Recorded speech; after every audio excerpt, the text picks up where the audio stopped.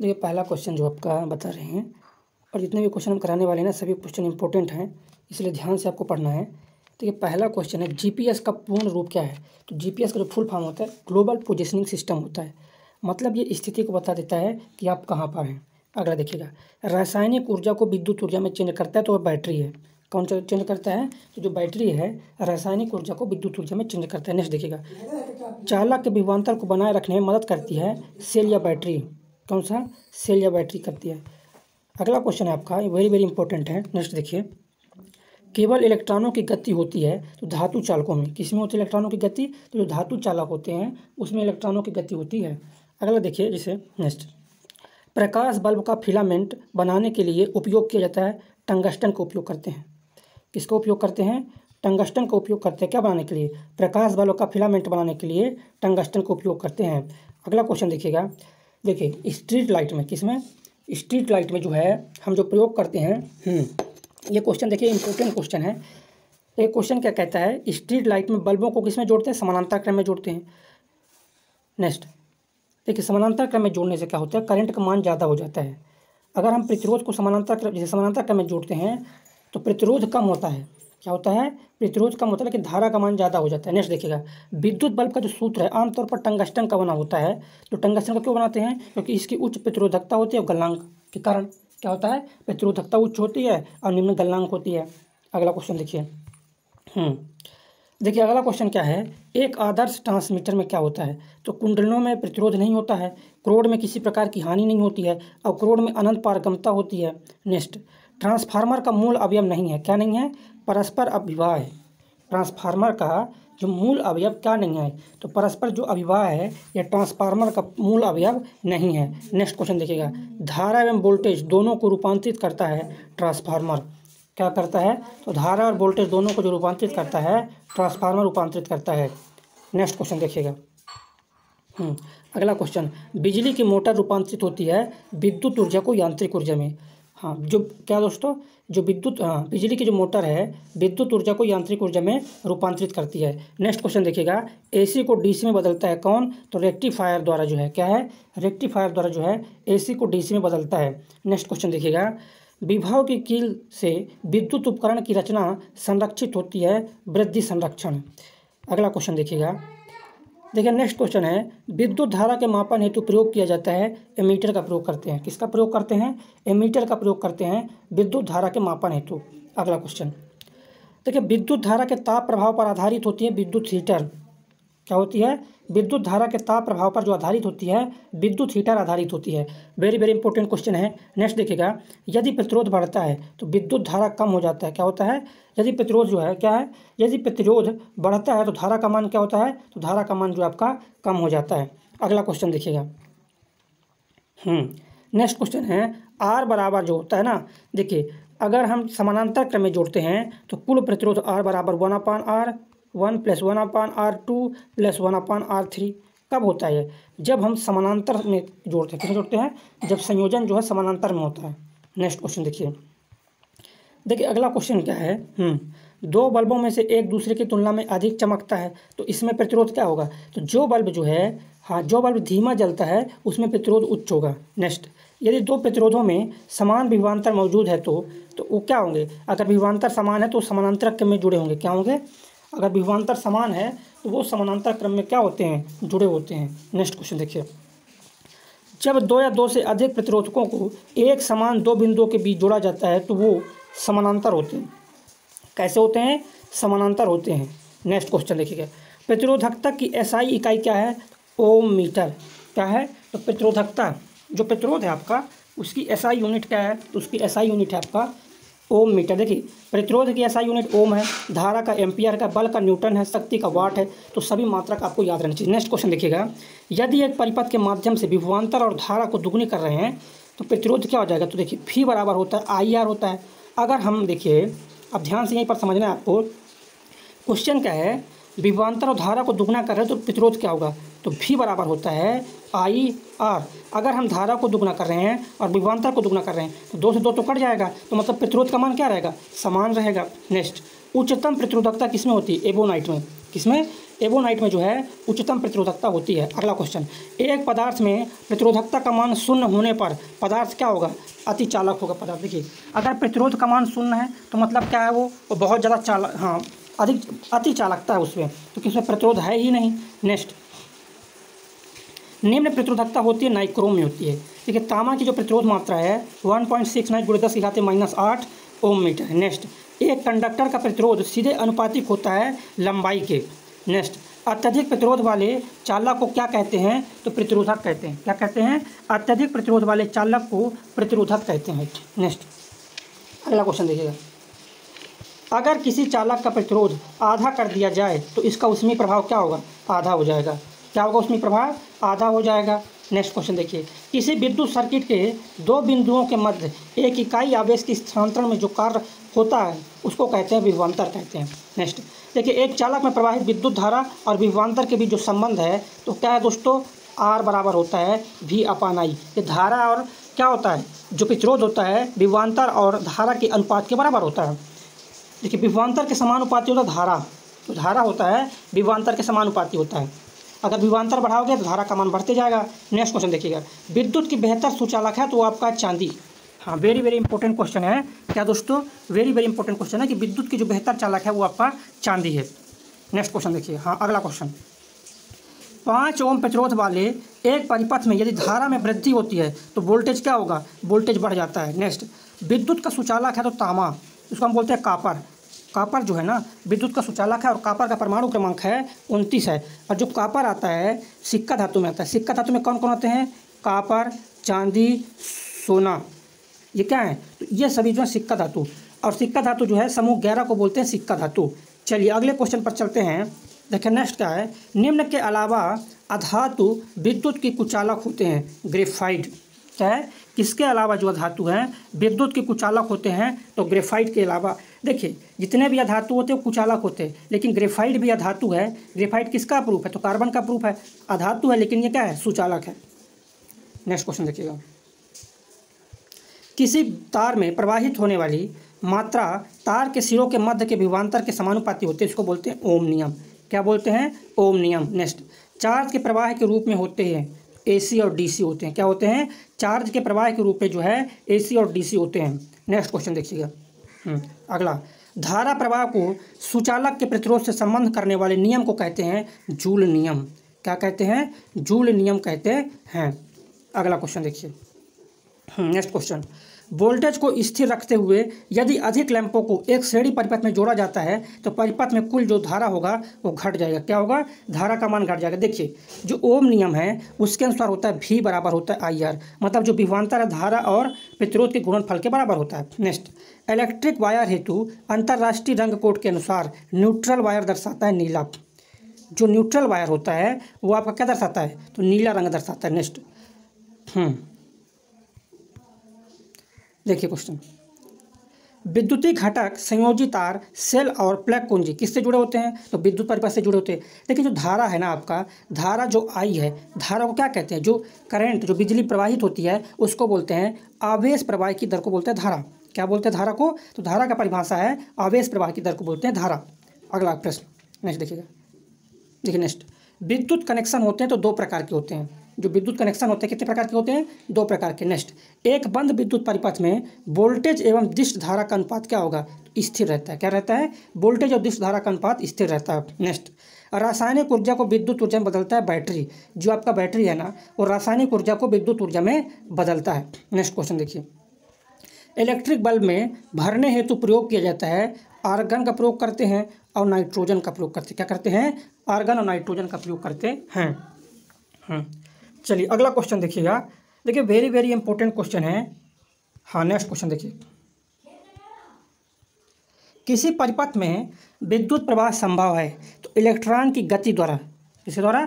Electron की गति के द्वारा जो क्या होता है? विद्युत प्रवाह संभव होता है। नेक्स्ट देखिएगा, देखिए इलेक्ट्रिक चार्ज जो है ना Q/जो T है, क्या है? इलेक्ट्रिक चार्ज Q/T जो है इलेक्ट्रिक धारा I के बराबर होता है। नेक्स्ट क्वेश्चन देखिए, 2 चालक समान दिशा में धारा ले जाने पर क्या होते हैं? चालक जो हैं एक दूसरे को आकर्षित करते हैं। क्या करते हैं? हाँ, जो चालक होते हैं एक दूसरे को क्या करते हैं? आकर्षित करते हैं। चलिए अगला क्वेश्चन वेरी वेरी इंपॉर्टेंट है। नेक्स्ट देखिएगा, एक निकट दृष्टि दोष से पीड़ित लोगों द्वारा क्या किया जाता है, अवतल लेंस का प्रयोग करते हैं। लेकिन निकट दृष्टि दोष अगर है तो अवतल लेंस का प्रयोग करेंगे, दूर दृष्टि दोष है तो उत्तल लेंस का प्रयोग करेंगे। नेक्स्ट, एक विकार जिसमें एक व्यक्ति दूर की वस्तुओं को स्पष्ट नहीं देख सकता उसको बोलते हैं मायोपिया। मतलब दूर की वस्तु को स्पष्ट नहीं देख सकता है तो इसको बोलते हैं ना मायोपिया बोलते हैं। नेक्स्ट देखिएगा, दूर दृष्टि दोष से पीड़ित व्यक्ति के नेत्र में किसी वस्तु का प्रतिबिंब बनता है, रेटिना के पीछे बनता है। अगला क्वेश्चन देखिएगा। नेक्स्ट, हाइपरमेट्रोपिया से पीड़ित लोगों द्वारा उपयोग किया जाता है, उत्तल लेंस का उपयोग करते हैं। परावर्ती किरणों के वास्तविक प्रतिच्छेदन द्वारा निर्मित प्रतिबिंब क्या होता है, तो वो होता है दोस्तों वास्तविक होता है। क्या होता है, वास्तविक होता है। नेक्स्ट देखिएगा, देखिए उत्तल लेंस के फोकस लंबाई जो होती है ना धनात्मक होती है। जो उत्तल लेंस की फोकस लंबाई है वो धनात्मक होती है और जो अवतल लेंस की फोकस लंबाई है वो होती है ऋणात्मक। क्या होती है, उत्तल लेंस की फोकस लंबाई जो होती है, तो दोस्तों उत्तल लेंस की जो फोकस लंबाई है वो धनात्मक होती है और अवतल लेंस की जो फोकस लंबाई है वो आपकी ऋणात्मक होती है। नेक्स्ट क्वेश्चन देखिए, एक चम्मच जो टेढ़ा दिखता है उदाहरण है किसका, अपवर्तन का। किसका उदाहरण है, एक चम्मच जो टेढ़ा दिखता है अपवर्तन का उदाहरण है। नेक्स्ट देखिएगा, वायु का निरपेक्ष अपवर्तन सूचकांक क्या है, वायु का निरपेक्ष अपवर्तन सूचकांक क्या है, तो इसका निरपेक्ष अपवर्तन सूचकांक है 1.003 है। नेक्स्ट, निर्वात से एक माध्यम में प्रकाश की गति के अनुपात को क्या कहा जाता है, रिफ्लेक्टिव इंडेक्स कहा जाता है। क्या कहा जाता है, रिफ्लेक्टिव इंडेक्स कहा जाता है।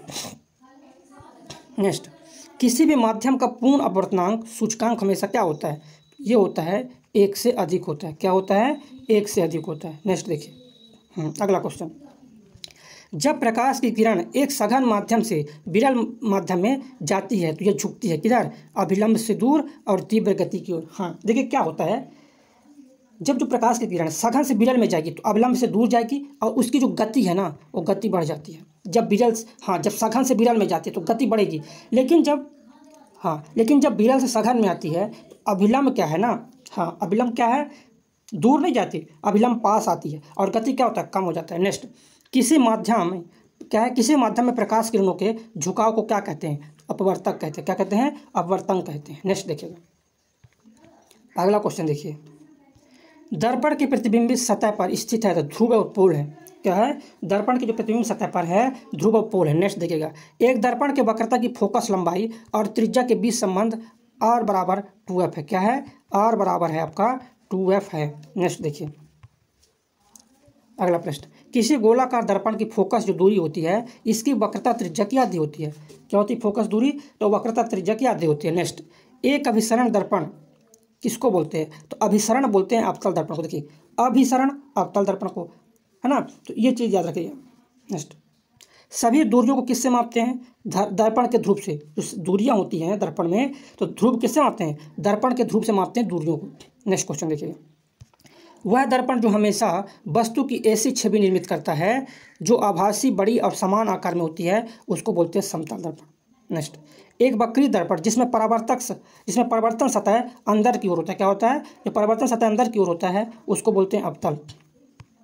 नेक्स्ट क्वेश्चन, एक समतल दर्पण के लिए छवि होती है, क्या होती है, आभासी और पार्श्व उल्टी होती है। नेक्स्ट क्वेश्चन देखिए, एक समतल दर्पण द्वारा बनाई गई छवि हमेशा क्या होती है, आभासी और सीधी होती है। अवतल दर्पण द्वारा बनाई गई जो छवि है सीधी और वो क्या होती है दोस्तों, आभासी और सीधी होती है। नेक्स्ट क्वेश्चन, इंपॉर्टेंट क्वेश्चन है, देखिए नेक्स्ट क्वेश्चन है, निर्वात में जो प्रकाश की गति है ना, रोशनी की गति, तो ये है 3 × 10⁸ मीटर प्रति सेकंड। ये किसकी गति है, तो ये प्रकाश की गति है। नेक्स्ट, तो कि स्ट्रीट लाइट में जो प्रयुक्त होता है सोडियम होता है। एक क्वेश्चन आता है, स्ट्रीट लाइट में जो पीला रंग होता है किसके कारण होता है, सोडियम के कारण होता है पीला रंग। प्रकाश की गति बता ही चुके हैं, 3 × 10⁸ मीटर प्रति सेकंड है। अगला क्वेश्चन देखिए, किसी माध्यम की प्रकाश को परावर्तित करने की क्षमता को व्यक्त किया जाता है तो प्रकाश घनत्व द्वारा करते हैं। अगला, जब प्रकाश विरल माध्यम से सघन माध्यम में प्रवेश करता है तो उसकी गति कम हो जाती है। क्या होती है, तो उसकी जो गति है दोस्तों वो कम हो जाती है। नेक्स्ट देखिएगा, प्रकाश के प्रकीर्णन से संबंधित है टिंडल प्रभाव। क्या संबंधित है, तो प्रकाश के प्रकीर्णन से जो संबंधित है, किससे, प्रकाश के प्रकीर्णन से जो संबंधित है आपका टिंडल प्रभाव है। Very very important question. देखिए नेक्स्ट, निर्वात में प्रकाश का जो वेग है 3 × 10⁸ मीटर प्रति सेकंड है। क्या है, निर्वात में जो प्रकाश का वेग है 3 × 10 की घात 8 मीटर प्रति सेकेंड। नेक्स्ट, वह माध्यम जिसमें प्रकाश की गति अधिकतम होती है, तो प्रकाश की गति अधिकतम जो होती है निर्वात में। और जो आपका प्रकाश है, प्रकाश क्या है, अनुप्रस्थ तरंगे हैं, प्रकाश विद्युत चुम्बकीय तरंगे हैं, प्रकाश यांत्रिक तरंगे हैं। देखिए यांत्रिक तरंगों को 2 प्रकार होते हैं, एक होता है अनुप्रस्थ, एक होता है अनुदैर्ध्य। जो अनुप्रस्थ होता है इसके जो तरंग है लंबवत गति करते हैं, और जो अनुदैर्ध्य है उसके जो तरंग है समानांतर गति करते हैं। अनुप्रस्थ में होता है क्या, श्रृंग और गर्त, और अनुदैर्ध्य में होता है क्या, संपीड़न और विरलन। चलिए अगले क्वेश्चन पर चलते हैं। प्रकाश का क्वांटम सिद्धांत प्रदान किया गया था तो प्लांक द्वारा, किसके द्वारा, प्लांक के द्वारा प्रदान किया गया था। देखिए नेक्स्ट क्वेश्चन है आपका, किसी वस्तु के मुक्त रूप से गिरने के दौरान इसके रास्ते में किसी एक बिंदु पर बढ़ जाती है गतिज ऊर्जा। नेक्स्ट, ऊर्जा का वह रूप जो कि क्या है, ऊर्जा का वह रूप जो कि एक साइकिल को चलाते समय उत्पन्न नहीं होता तो रासायनिक ऊर्जा है। क्या है, रासायनिक ऊर्जा है। चलिए अगला क्वेश्चन देखेंगे, वेरी वेरी इंपॉर्टेंट क्वेश्चन है। वेरी वेरी इंपॉर्टेंट क्वेश्चन क्या है, वह राशि जिसका मान स्थान बदलने पर भी परिवर्तित नहीं होता तो द्रव्यमान है। क्या है, द्रव्यमान है। चलिए अगला क्वेश्चन देखते हैं, जब एक बस अचानक शुरू होती है तब यात्रियों को पीछे की ओर झटका लगता है। जैसे अगर हम बस में बैठे हैं, ठीक है ना, और जब बस एकाएक आगे एकाएक चलती है तो हम पीछे की ओर गिर जाते हैं ना, तो किसके कारण होता है, न्यूटन की गति के पहले नियम से होता है। नेक्स्ट देखिएगा, देखिए किसी वस्तु का जो जड़त्व है, द्रव्यमान, किसी वस्तु की जड़त्व मापने की जो इकाई है ना वो आपका द्रव्यमान है। क्या है, द्रव्यमान है। नेक्स्ट क्वेश्चन देखिएगा, यदि हम पेड़ की शाखा को तेजी से हिलाएं तो कुछ पत्तियां पेड़ से अलग हो जाती हैं, यह होता है किसके कारण होता है, जड़त्व के कारण। नेक्स्ट, किसी वस्तु के द्रव्यमान का जो मापन है वो आपका जड़त्व कहलाता है। क्या कहलाता है, जड़त्व कहलाता है। नेक्स्ट क्वेश्चन देखिएगा, वेरी वेरी इंपॉर्टेंट है, बल के समीकरण में जो F बराबर है ma है। क्या है, F बराबर ma होता है। क्या होता है दोस्तों, तो बल के समीकरण में जो F होता है, जो आपका बल होता है, तो बल बराबर होता है द्रव्यमान गुणित त्वरण। क्या होता है, द्रव्यमान गुणित त्वरण होता है। नेक्स्ट, वस्तु के जड़त्व को मापा जाता है द्रव्यमान में। किस में मापते हैं, तो वस्तु के जड़त्व को मापते हैं द्रव्यमान में मापते हैं। देखिए जो फार्मूला होता है ना उसको हम बता रहे हैं कि घनत्व, डेंसिटी जिसको बोलते हैं, घनत्व बराबर होता है कितना द्रव्यमान है उस आयतन में। क्या है, एकांक आयतन में कितना द्रव्यमान है, ये तो घनत्व है। तो द्रव्यमान बटे आयतन क्या है, घनत्व है। पृथ्वी की ओर मुक्त रूप से गिरने वाले पिंड की जो कुल ऊर्जा में होगा तो इसमें कोई परिवर्तन नहीं होगा। क्या है, कोई परिवर्तन नहीं होता है। नेक्स्ट क्वेश्चन, किसी वस्तु की मुक्त रूप से गिरावट के दौरान वृद्धि होती है गतिज ऊर्जा में। किसी वृद्धि होती है, गतिज ऊर्जा में वृद्धि होती है। नेक्स्ट, अगला क्वेश्चन देखिएगा, किसी निश्चित ऊंचाई पर गतिमान किसी वस्तु के वेग को 4 गुना बढ़ा दिया जाए तो उस वस्तु की स्थितिज ऊर्जा में निम्न परिवर्तन होगा। क्या होगा, स्थितिज ऊर्जा नियत रहेगी। क्या रहेगी, जो स्थितिज ऊर्जा है वो आपका नियत रहेगा। नेक्स्ट क्वेश्चन देखिएगा, साइकिल चलाते समय ऊर्जा का रूपांतरण होता है, रासायनिक ऊर्जा जो है पेशी ऊर्जा और फिर स्थितिज ऊर्जा में रूपांतरित होता है। क्या होता है, रासायनिक ऊर्जा जो है पेशी ऊर्जा और स्थितिज ऊर्जा में रूपांतरित होता है। नेक्स्ट क्वेश्चन देखिए, एक संपीड़ित स्प्रिंग सामान्य स्प्रिंग की तुलना में क्या है, अधिक ऊर्जा होती है। जो संपीड़ित स्प्रिंग होती है तो संपीड़ित स्प्रिंग में जो है अधिक ऊर्जा होती है सामान्य स्प्रिंग की तुलना में। और देखिए बता दें आपको हम, जो अनुदैर्ध्य तरंगे होती हैं, क्या, जो अनुदैर्ध्य तरंगे होती हैं उनमें क्या होता है, संपीड़न होता है और विरलन होता है। क्या होता है, संपीड़न और विरलन होता है। और जो अनुप्रस्थ तरंगे हैं उनमें क्या होता है, श्रृंग और गर्त होता है। क्या होता है, श्रृंग और गर्त होता है। मेरे प्यारे दोस्तों, जैसा कि यार आप जानते हैं कि 2024 में है चुनाव। इस बार भाई जब सरकार पूरी कोशिश कर रही है कि एक बच्चा भी दुखी ना रहे, तो सरकार दोस्तों भर भर के वैकेंसी निकाल रही है। अभी आपने हाल ही में देखा भी होगा, एसएससी में दोस्तों आपकी बम्पर वैकेंसी निकली है, सीजीएल में हुआ, और जीडी में 50,000 प्लस वैकेंसी निकली है, और सीजीएल में 35,000 प्लस वैकेंसी निकली है। उसी प्रकार दोस्तों रेलवे में ही आपकी ज़्यादा जल्दी ही वैकेंसी, बम्पर वैकेंसी निकलने वाली है। ये पूरा प्रॉपर दोस्तों जानकारी है। मेरी 40 से 50 स्टूडेंट से बात हुई जो ऑलरेडी सिलेक्टेड है। कोई ELP में लोको पायलट है, कोई साथियों ग्रुप डी में सिलेक्टेड, कोई आपका स्टेशन मास्टर है, और कोई 2-3 बच्चे हैं जेई हैं। तो मेरी बात हुई तो वो बच्चे बोल रहे हैं सर जल्दी रेलवे भी भर्ती निकालने वाली है, और इस बार दोस्तों रेलवे का एग्जाम आपका फास्ट होगा। जैसे ही दोस्तों नोटिफिकेशन निकले, जैसे एसएससी में होता है नोटिफिकेशन निकलता है और 3 महीने बाद एग्जाम हो जाता है ना, उसी पर दोस्तों रेलवे में ही ऐसा ही होगा। क्योंकि दोस्तों रेलवे की बहुत ज्यादा किरकिरी ग्रुप डी के चक्कर में हुई, एनटीपीसी के चक्कर में किरकिरी हुई। अब दोस्तों रेलवे नहीं चाह रही है कि भाई साहब अब हमारी दोबारा किरकिरी हो, क्योंकि 2024 में चुनाव है। रेलवे की दोस्तों बहुत जब भर्ती निकलती है तो उसमें करोड़ों लोग फॉर्म भरते हैं, तो काफी बड़े लेवल, मास लेवल पर होता है। तो दोस्तों इस बार रेलवे फास्ट मोड पे काम करेगी और जल्दी आपकी प्रोसीजर कंप्लीट होगा। दोस्तों जल्दी ही आपको रेलवे एएलपी की भर्ती देखने को मिलेगी, एएलपी टेक्नीशियन, और आपको रेलवे की जो जेई की भर्ती है वो आपको देखने को मिलेगी। और दोस्तों ये आपको बम्पर वैकेंसी देखने को मिलेगी, 50 से 1 लाख के बीच आपको भर्ती देखने को मिलेगी, क्योंकि दोस्तों 2018 से लेकर अभी तक आपका एग्जाम नहीं हुआ, 5 साल तक एग्जाम नहीं हुआ, तो आपको बढ़िया देखने को वैकेंसी मिलेगी। और बिल्कुल आप तैयार हो जाओ भाई। आप दोस्तों बिहार तरफ जाएंगे तो बच्चा बिल्कुल तैयार रेडी हो गया है। अगर आप तैयार नहीं हो तो बच्चा अब तैयार हो जाओ, देर आए सवेर आए, ये बात समझ के बिल्कुल तैयार हो जाओ, अभी इस मूवमेंट से पढ़ाई चालू कर दो। ऐसा मौका दोस्तों आपको बार बार नहीं मिलेगा, ये बहुत अच्छी भर्ती होती है। ठीक है भाई साहब, अच्छे तरीके से लग जाओ। दोस्तों जब रेलवे ग्रुप डी का एग्जाम था, मेरे काफी बच्चे दोस्तों इस बार रेलवे ग्रुप डी में सिलेक्टेड है, मतलब हजारों की तादाद में बच्चे सिलेक्टेड ग्रुप डी में यार। मेरी बात हुई है कि भाई साहब आपको किस किस कोर्स से मदद मिली, तो बच्चों ने बोला सर आपकी जो विज्ञान Chalisa one of the best थी, इससे हमें काफी ज्यादा मदद मिली है, इससे काफी क्वेश्चन एग्जाम में देखने को मिले थे। ठीक है दोस्तों, और थोड़ा सा रेलवे का पोर्शन भी ग्रुप डी में थोड़ा टफ था एग्जाम, क्योंकि एक ही शिफ्ट में था, मतलब एक ही फेज था। अब दोस्तों जो कि एएलपी का आपका 2 फेज में एग्जाम होगा, सीबीटी 1 और सीबीटी 2 होगा। ठीक है, तो 2 एग्जाम होंगे, तो आपका साइंस ईजीबी आपको देखने को मिलेगा। दोस्तों विज्ञान चालीसा सब बच्चों ने, मोस्टली 95% बच्चों ने रिकमेंड किया कि सर विज्ञान Chalisa one of the best है। ठीक है, क्योंकि इसमें मोस्टली क्वेश्चन दोस्तों सिलेक्टेड है। दोस्तों एएलपी और टेक्नीशियन के लिए और जेई की भर्ती के लिए दोस्तों विज्ञान चालीसा सबसे बेस्ट रहेगी आप लोगों के लिए। इसको आप जरूर दोस्तों एक बार देखिए, जिसमें दोस्तों टॉप 5000 क्वेश्चन आपको दिए जा रहा है, जो कि वन ऑफ द बेस्ट है, सुपर सिलेक्टेड क्वेश्चन है। सुपर सिलेक्टेड क्वेश्चन का दोस्तों आप मतलब जानते हैं, जो 10 बार क्वेश्चन एग्जामिनर ने पूछा, जो 12 बार पूछा गया, जो बहुत ज्यादा इंपॉर्टेंट क्वेश्चन है भाई इसमें रखे गए हैं। और साथ ही इसकी खास बात है, ये बच्चों का बोलना था कि सर इसमें हमें प्रॉफिट क्या हुआ है, इसमें क्वेश्चन वन लाइनर फॉर्मेट में मिले हैं। साथ ही उसमें वन लाइनर फॉर्मेट में हम लोगों ने इसीलिए रखे थे ताकि आपको हमेशा चीजें याद है, वन लाइनर में चीजें हमें याद करने में आसानी होती है, और यहाँ पर साथ ही सिस्टमैटिकली रूप में आपको क्वेश्चन दिए जा रहे हैं। ठीक है, जो कि आपकी परीक्षा में 100% पूछे जाएंगे यार, है ना। तो साथियों विज्ञान Chalisa one of the best आपकी एग्जाम के लिए रहेगी। आप एएलपी की तैयारी कर रहे हैं, टेक्नीशियन, या फिर आप जेई की तैयारी कर रहे हैं, दोस्तों यहाँ पर साइंस का बहुत इंपॉर्टेंट रोल प्ले साइंस करता है। दोस्तों आपका एएलपी की अगर बात करें, एएलपी में 20 क्वेश्चन साइंस के आते हैं, उसी पर दोस्तों अगर जेई की बात करें, जेई में आपके 30 क्वेश्चन साइंस से आते हैं। ठीक है, तो बच्चा साइंस बहुत इंपॉर्टेंट रोल प्ले करता है, तो आपको विज्ञान चालीसा के क्वेश्चन एक एक घोल के पीना है। साथियों पहले ई बुक आपको दी जा रही थी, पहले आपको ई बुक दी जाती है, ग्रुप डी का पेपर था जो कि 199 रुपए में आपको दी जा रही थी। ठीक है, बच्चों का दोस्तों काफी मैसेज बच्चों के रहे, सर इसका कंप्लीट वीडियो कोर्स भी लॉन्च कीजिए आप, क्योंकि विज्ञान चालीसा बेस्ट है, यहाँ से क्वेश्चन मोस्टली फंस रहे हैं। तो वीडियो में दोस्तों क्या होता है, हमें चीजें आसानी होती हैं, इसका प्रॉपर आपको एक्सप्लेनेशन भी बताया गया है ना। कोई भी क्वेश्चन आप फंस गए तो आपने वीडियो देख ली दोस्तों, उसके लिए हमने आपको उसी मूल्य में 30+ वीडियो का पूरा कोर्स भी आपको फ्री में प्रोवाइड करा दिया है। ठीक है, अब यानी कि दोस्तों आपको ई बुक के साथ साथ कंप्लीट वीडियो कोर्स भी देखने को मिलेगा। ठीक है, जो कि दोस्तों ऑफर पीरियड में आपको देखने को मिल रहा है। ठीक है, फिर इसका प्राइस हाइक हो जाए मे बी। ठीक है, तो साथियों इस विज्ञान चालीसा को ले सकते हो कि वन ऑफ द बेस्ट आपके एग्जाम के लिए रहेगी। साथियों इसको ई बुक को आप प्रिंट आउट जरूर निकलवाइए। मैंने इसमें दोस्तों बेसिकली हिंदी इंग्लिश दोनों में है, या आपकी इंग्लिश हिंदी दोनों में है।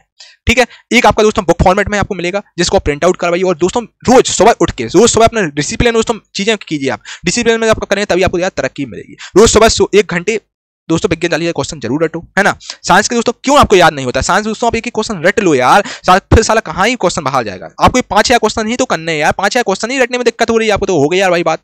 दोस्तों इस विज्ञान चालीसा को आप टॉप 5-6 क्वेश्चन इसको रट लीजिए, जो कि आपके एग्जाम के लिए बहुत ज्यादा इंपॉर्टेंट है यार, है ना। दोस्तों जैसे आप हनुमान चालीसा आपको रट गई, वैसे आप विज्ञान चालीसा आपको रट जानी चाहिए यार, है ना। और दोस्तों किसी प्रकार की डाउट हो, इस नंबर से, हमारा व्हाट्सएप नंबर है, यहाँ पर आप डाउट सारे क्लियर कर सकते हैं, आपके सारे डाउट क्लियर कर दिए जाएंगे। बाकी दोस्तों 100% गारंटी है, सारे प्रश्न आ रहे हैं आपके सीधे यहीं से आएंगे, क्योंकि यहाँ पर मोस्ट सिलेक्टेड यार क्वेश्चन इसमें रखे गए हैं, है ना। और ई बुक के साथ साथ साथियों आपको इसमें ई बुक तो दी ही जा रही है 199 रुपए में, और साथ ही आपको कंप्लीट कोर्स भी दिया जाए, जो कि ऑफर पीरियड में आपको दिया जा रहा है, जिसको आप ले सकते हैं, जो कि ऑफर कुछ ही समय के लिए उपलब्ध है, फिर आपको शायद कोर्स ना मिले दोस्तों देखने को, है ना।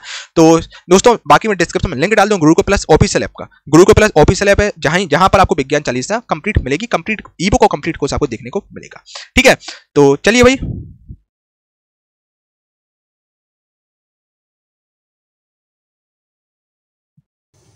देखिए केमिस्ट्री क्वेश्चन करने वाले प्रैक्टिस। फर्स्ट क्वेश्चन है, सभी लोग तैयार रहेंगे।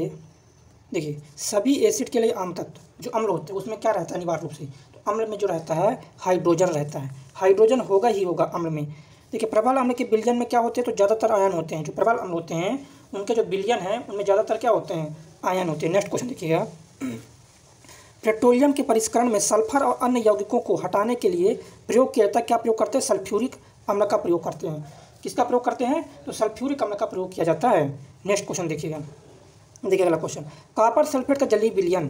तो कॉपर सल्फेट का जलीय विलयन क्या होता है, तो देखिए कॉपर सल्फेट क्या है आपका, तो कॉपर सल्फेट होता है, ये अम्ल है आपका, क्या है ये, तो ये आपका अम्ल है, तो नीले लिटमस को लाल कर देता है कॉपर सल्फेट का जलीय विलयन।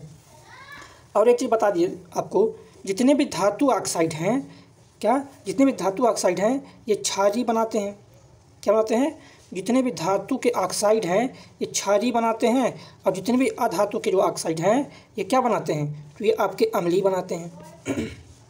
नेक्स्ट देखिएगा, वे अम्ल जिनमें हाइड्रोजन के साथ ऑक्सीजन के अतिरिक्त अन्य अधात्विक तत्व होते हैं क्या कहलाते हैं, हाइड्रस सीट कहलाते हैं, अनाक्सी अम्ल कहलाते हैं। नेक्स्ट, यदि हम धावन सोडा की थोड़ी सी मात्रा लेते हैं और इसमें 1 मिलीलीटर तनु हाइड्रोक्लोरिक मिलाते हैं तो क्या हो जाएगा, तो इसमें हो जाएगा कार्बन डाइऑक्साइड गैस के साथ, जो कार्बन डाइऑक्साइड गैस है तेज बुदबुदाहट के साथ निकलती है बाहर। वेरी वेरी इंपॉर्टेंट क्वेश्चन, अगला देखिएगा।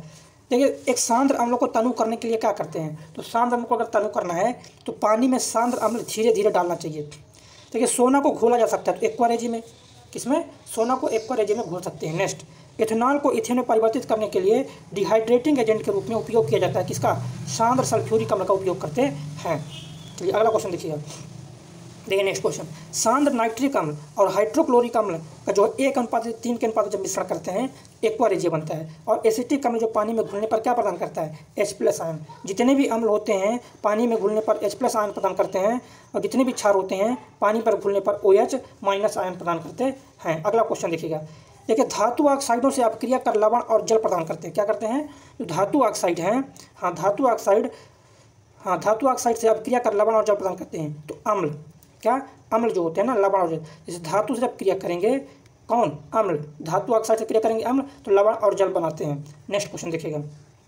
देखिए अगला, देखिए सक्रिय धातुओं से अपक्रिया कर हाइड्रोजन गैस प्रदान करते हैं तो अम्ल प्रदान करते हैं। देखिए, धातुओं से अगर क्रिया करेंगे अम्ल तो क्या प्रदान करेंगे, हाइड्रोजन गैस प्रदान करेंगे। नेक्स्ट क्वेश्चन देखिएगा, धातु कार्बोनेट और धातु हाइड्रोजन कार्बोनेट से अपक्रिया कर कार्बन डाइऑक्साइड गैस प्रदान करते हैं, अम्ल प्रदान करते हैं। नेक्स्ट क्वेश्चन देखिएगा, क्षार सर्वात्रिक सूचकों का रंग बदल देता है। क्षार क्या करता है, नीला करता है, क्योंकि क्षार क्या करता है, लाल को नीला करने का काम है। देखिए, सोडियम हाइड्रोक्साइड की प्रकृति क्षारीय है, NaOH, इसकी प्रकृति कैसे है, तो इसकी प्रकृति आपकी क्षारीय है। अगला देखिएगा।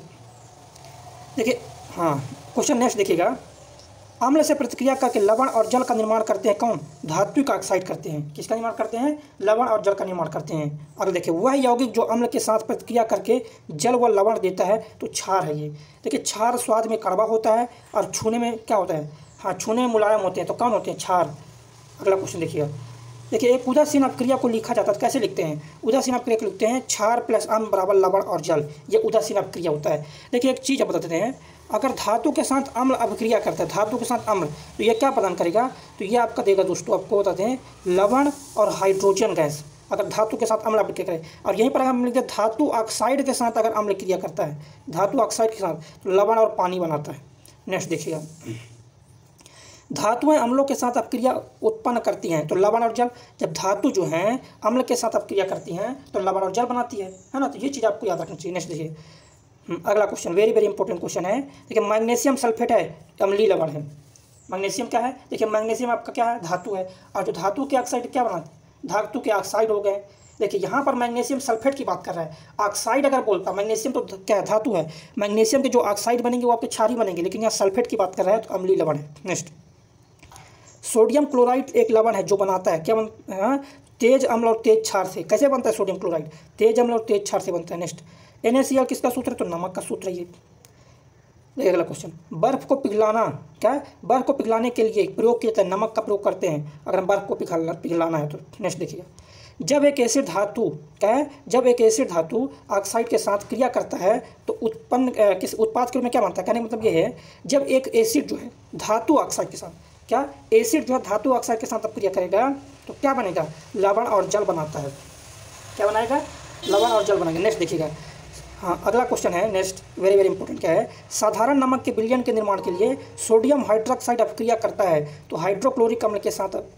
नेक्स्ट, वह लवण जिसके जलीय विलयन का pH मान 7 से कम होता है तो वह अमोनिया क्लोराइड है। क्या है, अमोनिया क्लोराइड का जो जलीय विलयन होता है, हाँ, उसका pH मान क्या होता है, 7 से कम होता है, क्योंकि नेक्स्ट देखिएगा, देखिए, प्रबल अम्ल और प्रबल क्षार के लवण का pH मान, तो भाई प्रबल अम्ल मिलेंगे और प्रबल क्षार मिलेंगे, इसको वो क्या बोलते हैं, हम इसको बोलते हैं क्या, उदासीनीकरण अपक्रिया, और उदासीन का pH मान तो 7। यदि किसी लवण का pH मान 0 है तो क्या होगा भाई, वो बहुत ज़्यादा क्या होगा, अम्लीय होगा, मतलब सशक्त एसिड होगा और कमजोर बेसिड होगा जिसका pH मान 0 है। नेक्स्ट क्वेश्चन देखिएगा, देखिए उदासीन विलयन का पीएच मान तो 7 होता है। क्या होता है उदासीन विलयन का पीएच मान? तो उदासीन विलयन का जो पीएच मान है वो 7 होता है। नेक्स्ट क्वेश्चन देखिएगा, पीएच स्केल के किसी विलयन में H+ आयन सांद्रता को मापता है। इसमें पी का अर्थ क्या होता है? देखिए पीएच में जो पी का अर्थ होता है पुंटेज, जिसका जर्मन में अर्थ होता है शक्ति। नेक्स्ट, किसी विलयन का पीएच मान निर्भर करता है उसकी हाइड्रोजन क्या है, उसकी हाइड्रोनियन आयन की सांद्रता पर, H+ आयन पर निर्भर करता है। और देखिए सभी जो अम्ल होते हैं वो पानी में घुलकर क्या प्रदान करेंगे? H+ आयन, और जो क्षार हैं क्या प्रदान करेंगे? OH- ion. तो ये चीज़ आपको जानकारी होनी चाहिए। नेक्स्ट देखिए रक्त का पीएच मान तो 7.4 है, और सिरके का पीएच मान 2.2 है, नींबू का पीएच मान कितना है? 2.4 है, शराब का पीएच मान है 2.8 है, समुद्री जल का 8.4 है, दूध का पीएच मान है 6.6 है, और मूत्र का पीएच मान है 6 है। तो ये कुछ पीएच मान आपको याद रहना चाहिए। नेक्स्ट देखिएगा, देखिए वेरी वेरी इंपॉर्टेंट क्वेश्चन है, यदि एक लवण का पीएच मान 12 हो तो यह लवण है तो दुर्बल अम्ल और दुर्बल क्षार है। क्या है? यदि लवण का पीएच मान जो है 12 है तो यह क्या है दोस्तों? तो लवण है दुर्बल अम्ल और दुर्बल क्षार है। हाँ, दुर्बल अम्ल। चलिए नेक्स्ट क्वेश्चन पर चलते हैं। हाँ देखिए अगला, निम्न का पीएच मान पीएच के कागज़ के प्रत्यक्ष प्रयोग से पता नहीं लगा सकते। देखिए ठोस सोडियम बाइकार्बोनेट का हम जो पता है पीएच स्केल से नहीं लगा सकते। नेक्स्ट क्वेश्चन देखिएगा, उस विलयन का पीएच मान जो लाल लिटमस को नीला कर देगा 7 से अधिक। तो लाल से नीला कर रहा मतलब क्या है? वो लाल से नीला करना मतलब वो क्षार है, और क्षार का पीएच मान कितना होता है? 7 से अधिक होता है। अगला, ये सभी क्वेश्चन इंपॉर्टेंट है इसलिए ध्यान से आपको करते रहना। नेक्स्ट देखिएगा, जब लिटमस को बोरेक्स के विलयन में लिया जाता है तो क्या हो जाता है? नीला हो जाता है। देखिए शुष्क लिटमस पेपर जो है हाइड्रोक्लोरिक अम्ल को गैस की प्रक्रिया होती है, मतलब ये पूछा है कि जो HCl है वो क्या करता है? तो भाई HCl क्या है? आपका अम्ल है। अम्ल क्या करता है? नीला को लाल लिटमस कर देता है। हाँ देखिए अब यहाँ पर ये चीज़ देखिएगा, HCl का काम क्या है? तो HCl जो होता है नीला को लाल कर देता है, लेकिन शुष्क लिटमस पेपर पर ये लाल नहीं कर पाएगा, मतलब नीला अथवा लाल लिटमस पेपर पर अपना रंग नहीं बदलता। कौन? शुष्क लिटमस अगर आ जाएगा तो ये रंग नहीं बदलता है। नेक्स्ट देखिए लौंग एक प्रकार है तो गंधी सूचक का प्रकार है। नीले लिटमस को लाल रंग में बदल देता है, अम्ल बदलता है। लाल लिटमस को नीले में बदल देता है, क्षार। कौन बदलता है? तो क्षार बदल देता है। नेक्स्ट क्वेश्चन देखिएगा, देखिए अम्लीय माध्यम में लाल, क्षारीय माध्यम में पीला गुलाबी होता है मिथाइल ऑरेंज। देखिए अम्लीय माध्यम में लाल होता है और क्षारीय माध्यम में क्या होता है? पीला और गुलाबी होता है, मिथाइल ऑरेंज होता है ये। नेक्स्ट क्वेश्चन देखिए, जब लिटमस विलयन ना तो अम्लीय और ना ही क्षारीय होता है तो इसका रंग क्या होगा? बैगनी होगा। ना तो अम्लीय होगा ना तो क्षारीय होगा, तब इसका रंग हो जाएगा बैगनी हो जाएगा। और एक बार और, धातुओं के ऑक्साइड क्या बनाते हैं? क्षारीय, और धातुओं के ऑक्साइड क्या बनाते हैं? अम्लीय बनाते हैं। नेक्स्ट क्वेश्चन देखिएगा, देखिए जिन पदार्थों की गंध अम्लीय या क्षारीय माध्यम में बदल जाती है उन्हें क्या कहते हैं? उन्हें बोलते हैं अल्फेंट्रिक सूचक बोलते हैं, है ना। नेक्स्ट देखिएगा, देखिए लिटमस विलयन से निष्कासित करते हैं तो लाइकेन से। लिटमस कैसे प्राप्त करते हैं? तो लाइकेन से प्राप्त करते हैं लिटमस पेपर। नेक्स्ट, लिटमस विलयन एक बैगनी डाई है जिसे निकाला जाता है तो काई लाइकेन से निकाला जाता है। कैसे निकालते हैं? काई लाइकेन से निकाला जाता है। नेक्स्ट क्वेश्चन, जिंक ऑक्साइड की प्रकृति कैसी है? तो जिंक ऑक्साइड की जो प्रकृति होती है आपको बता दें, उभयधर्मी होती है। देखिए उभयधर्मी किसकी किसकी प्रकृति होती है तो आप बता, देखिए एल्युमिनियम के जो ऑक्साइड है इसकी प्रकृति, जिंक की प्रकृति, और lead oxide, aluminium oxide, zinc oxide, lead oxide, इनकी जो प्रकृति होती है उभयधर्मी होती है, एम्फोटेरिक जिसको हम बोलते हैं। नेक्स्ट क्वेश्चन, अम्ल और क्षार के साथ क्रिया करता है Al2O3। कौन करता है? Al2O3 जो है अम्ल और क्षार के साथ अब क्रिया करता है क्योंकि ये क्या है? ये उभयधर्मी है। नेक्स्ट, Al2O3 क्या है? तो क्या है? एम्फोटेरिक ऑक्साइड है, ये उभयधर्मी ऑक्साइड है ये। नेक्स्ट क्वेश्चन, वे ऑक्साइड जो अम्लों के साथ साथ क्षारों के साथ भी अब क्रिया करते हैं उसको बोलते हैं उभयधर्मी, एम्फोटेरिक ऑक्साइड। एल्युमिनियम के ऑक्साइड, जिंक के ऑक्साइड और लेड के ऑक्साइड है ये। देखिए वह धातु जो उभयधर्मी ऑक्साइड बना सकता है तो एल्युमिनियम के है। और एल्युमिनियम की बात करें तो परमाणु क्रमांक एल्युमिनियम का 13 है और इसका द्रव्यमान 27 है।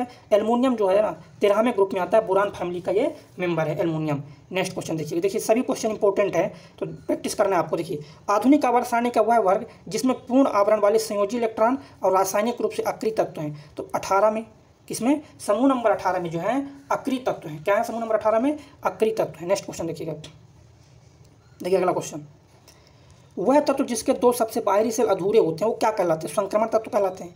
देखिए आधुनिक आवर्त सारणी में पहला धातु तत्व लिथियम। देखिए पहला धातु तत्व आपका लिथियम है। पहला तत्व आवर्त सारणी में पूछेगा तो हाइड्रोजन है, लेकिन पहला धातु तत्व पूछेगा तो लिथियम है। और लिथियम की बात करें, लिथियम का परमाणु क्रमांक 3 और परमाणु क्रमांक लिथियम का 7 है।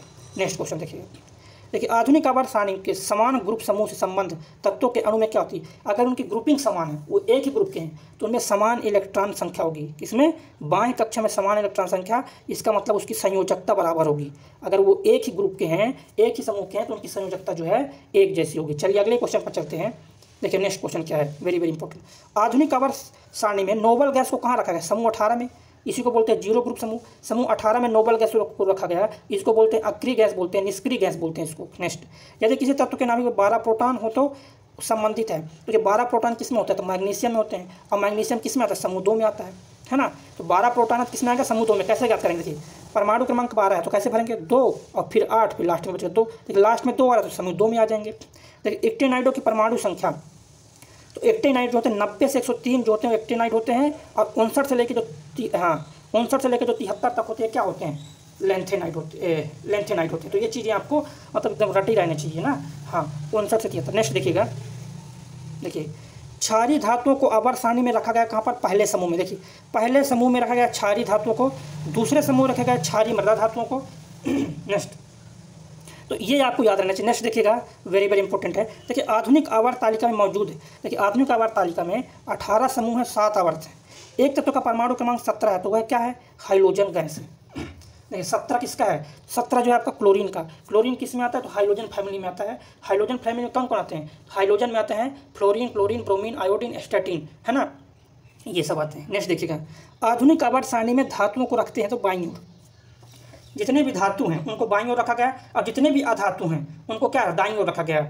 नेक्स्ट देखिएगा, हाँ सभी क्वेश्चन इंपॉर्टेंट हैं, पहले बता चुके हैं। देखिए तीसरे आवर्त के तत्वों में कक्षकों की संख्या कितना है, तो तीसरे आवर्त में 3 कक्षक होंगे, चौथे आवर्त में 4 कक्षक, 5वें आवर्त में 5, 6वें आवर्त में 6 कक्षक, और 7वें आवर्त में 7 कक्षक। सिंपल सी क्वेश्चन है, कर लोगे और याद रहना चाहिए। नेक्स्ट अगला, आधुनिक आवर्त सारणी के 6वें आवर्त में 32 तत्व हैं। कितने हैं, 32। देखिए पहले आवर्त में 2 तत्व हैं, दूसरे और तीसरे आवर्त में 8 तत्व हैं, और चौथे और 5वें आवर्त में 18 तत्व हैं, और 6वें और 7वें 32 तत्व। तो ये भी याद रहना चाहिए आपको।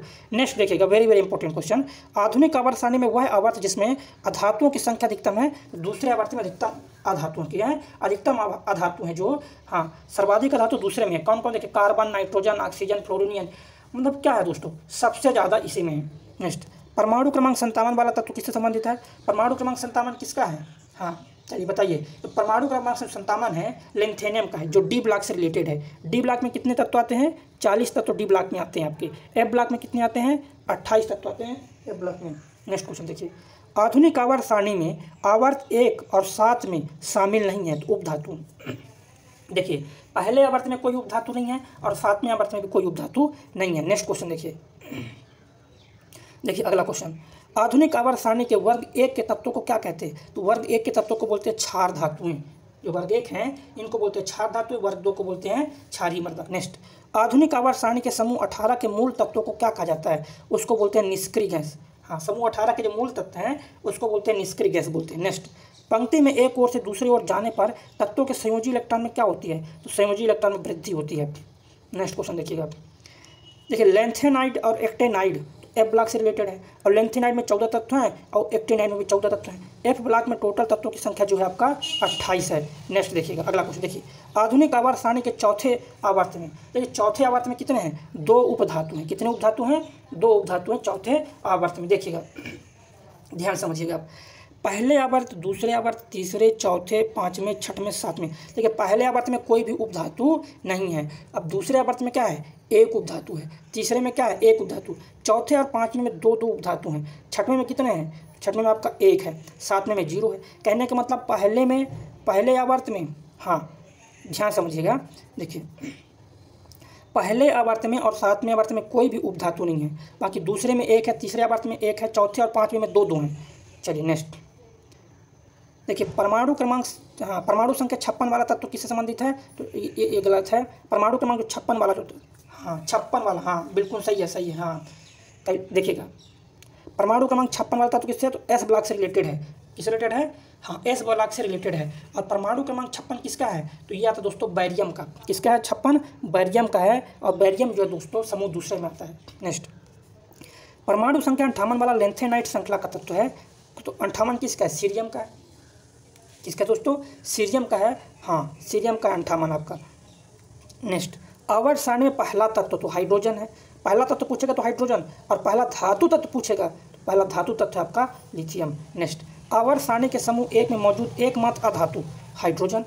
समूह एक में क्या है, केवल हाइड्रोजन जो है वो धातु है, बाकी lithium, sodium, potassium, rubidium, caesium और फ्रांसियम ये सभी क्या हैं, तो ये सभी आपके धातु हैं। नेक्स्ट क्वेश्चन देखिएगा, नेक्स्ट क्वेश्चन देखिए लेंथेनाइट एवं एक्टिनाइट को क्या बोलते हैं, आंतरिक संक्रमण तत्व, क्योंकि इनके जो बाहरी कक्षा होते हैं उनमें 3 कोष अपूर्ण रहते हैं। नेक्स्ट, लिथियम, सोडियम, पोटेशियम जैसे तत्व संबंधित हैं तो क्षारीय धातु संबंधित हैं। देखिए क्षारीय धातु समूह एक में जितने भी धातु सभी क्षारीय धातु हैं, जैसे lithium, sodium, potassium, rubidium, caesium और फ्रांसियम। नेक्स्ट क्वेश्चन देखिए, हाइड्रोजन में उच्चतम इलेक्ट्रॉन बंधुता वाला तत्व कौन है, क्लोरीन है। क्या उच्चतम इलेक्ट्रॉन बंधुता, क्लोरीन है। नेक्स्ट देखिएगा, परमाणु की त्रिज्या का प्रयोग किया जाता है तो परमाणु का आकार मापने के लिए, परमाणु की त्रिज्या का जो प्रयोग करते हैं परमाणु का आकार मापने के लिए करते हैं। अगला क्वेश्चन देखिएगा, देखिए next question very very important, एक तत्व की आयनन ऊर्जा निर्भर करती है केंद्रीय प्रभाव पर। देखिए आयनन ऊर्जा, परमाणु का आकार छोटा होगा, आयनन ऊर्जा ज़्यादा होगा क्योंकि उसका नाभिक से पकड़ ज़्यादा होगा। नेक्स्ट, वह तत्व जिसका गलनांक और क्वथनांक कुछ होता है टंगस्टन का, किसका, टंगस्टन। और टंगस्टन का जो वो है आपका सिंबल क्या है, तो टंगस्टन का जो सिंबल होता है W, इसका लैटिन नाम होता है वुल्फ्राम होता है। परमाणु क्रमांक किसका कितना है, टंगस्टन का परमाणु क्रमांक है 74, तो ये आपको याद रहना चाहिए, टंगस्टन का परमाणु क्रमांक पूछ सकता है। नेक्स्ट, एक समूह में ऊपर से नीचे की ओर जाने पर, क्या समूह में ऊपर से नीचे की ओर जाने के दौरान हमेशा वृद्धि होगी किसकी, धात्विक गुण की। देखिए बाएं से दाएं जाते हैं तो धात्विक गुण का मान घटता है, लेकिन ऊपर से नीचे आएंगे तो धात्विक गुण का जो है मान बढ़ेगा। नेक्स्ट देखिएगा, वेरी वेरी इंपॉर्टेंट क्वेश्चन, उदासीन गैसीय परमाणु के बाह्यतम कक्ष या कोष में एक इलेक्ट्रॉन को हटाने के लिए जो आवश्यक ऊर्जा है उसी को बोलते हैं आयनन ऊर्जा। नेक्स्ट देखिएगा, और सबसे ज़्यादा आयनन ऊर्जा किसकी होती है, तो सर्वाधिक जो आयनन ऊर्जा होती है हीलियम की होती है, और सबसे कम आयनन ऊर्जा होती है आपकी फ्रांसियम की। नेक्स्ट देखिए, एक समूह में संयोजी इलेक्ट्रॉन की संख्या क्या रहती है, समान रहती है। अगर देखिए समूह एक में लिथियम है, सोडियम है, तो लिथियम की जो लिथियम की संयोजकता होगी वही सोडियम की होगी, वही पोटेशियम की होगी, वही रुबिडियम की होगी। तो एक ही समूह से रिलेटेड मतलब उनकी संयोजकता समान होगी। नेक्स्ट क्वेश्चन देखिएगा, हाँ नेक्स्ट ये देखिए, वह गैस जिसका ऊर्जा मान सबसे अधिक है तो हाइड्रोजन है। देखिए ड्यूटेरियम की द्रव्यमान संख्या 2 है। देखिए हाइड्रोजन के 3 समस्थानिक है, एक होता है दोस्तों आपका प्रोटियम, और एक होता है दोस्तों आपका ड्यूटेरियम, और एक होता है आपका ट्राइट्रियम। तो ये चीज़ें आपको याद रहना चाहिए। क्या याद रहना चाहिए आपको, कि हाइड्रोजन जो है ना, हाइड्रोजन के 3 समस्थानिक है, एक हाइड्रोजन के 3 समस्थानिक है, प्रोटियम, ड्यूटेरियम और ट्राइट्रियम। नेक्स्ट क्वेश्चन देखिएगा, देखिए क्वेश्चन है आपका वेरी वेरी इंपॉर्टेंट क्वेश्चन क्या है, सभी अम्ल धातुओं के साथ अपक्रिया का क्या उत्पन्न करते हैं। तो अम्ल जो है ना, जब धातु के साथ अपक्रिया करते हैं तो लवण और हाइड्रोजन गैस उत्पन्न करते हैं। तो गैस पूछा है तो हाइड्रोजन गैस आ जाएगा। तो मतलब ये चीज़ ना आपको मतलब याद रहना चाहिए। क्या याद रहना चाहिए, आपको याद रहना चाहिए कि अम्ल जो है धातु के साथ अपक्रिया करके हाइड्रोजन गैस उत्पन्न करते हैं। नेक्स्ट देखिएगा, जब एक जस्ता धातु के टुकड़े को हाइड्रोक्लोरिक अम्ल में रखा जाता है तो क्या हो जाएगा, हाइड्रोजन गैस बनेगा। क्या बनेगा, हाइड्रोजन गैस बनेगा। Zn को हम HCl के साथ अपक्रिया कराते हैं तो जिंक क्लोराइड बन जाएगा, और क्या निकलेगा, हाइड्रोजन गैस। नेक्स्ट देखिए, अगला क्वेश्चन देखिए, केवल वे धातुएं ही पानी से हाइड्रोजन को विस्थापित कर सकती है जो धातुओं की प्रतिक्रिया क्षमता क्या है, प्रतिक्रिया क्षमता जो है श्रृंखला में अधिक होता है। हाँ, वही जो है हाइड्रोजन को विस्थापित करेंगी जिनका हाइड्रोजन से ज़्यादा प्रतिक्रियाशील है। नेक्स्ट, जब एक धातु पानी के साथ अपक्रिया करती है धातु तो क्या देती है, हाइड्रोजन गैस। क्या देती है, हाइड्रोजन गैस देती है। ये समझिएगा, अगर मान लो कैल्शियम को हम पानी से अपक्रिया कराएंगे तो क्या है, ये आपका दोस्तों कैल्शियम ऑक्साइड बना लेगा, और जो हाइड्रोजन गैस क्या होगा, रिलीज करेगा। क्या रिलीज करेगा, हाइड्रोजन गैस।